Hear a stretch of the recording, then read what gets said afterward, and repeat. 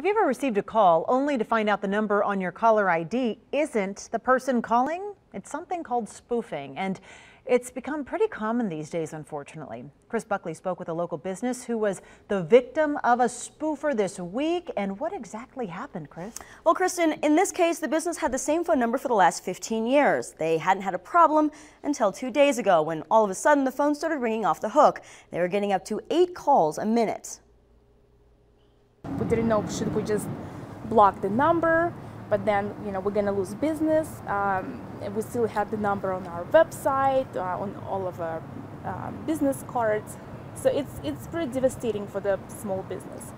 In just 1 day, Real Deal Carpet Cleaning received more than 1,000 calls from people saying they'd missed a call from that number. That's concerning to the owners because they wonder if 1,000 people called back, how many calls were actually placed. In the meantime, they're using a temporary number for clients to make appointments, and most of the people who received these spoof calls have been understanding about the whole thing, some even saying they've had similar experiences. However, the owners say there's not much they can do to remedy the problem at this point. They've contacted the FCC and are hoping the spoofing stops in the next few days. These calls can be very difficult to track.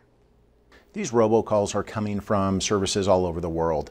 There are computer programs people have created to allow it to happen. Our authority essentially stops where the United States ends. We have to get cooperation by other countries, and often when the crime is not a serious crime, there's really no reason to go further, or there's no ability to go further.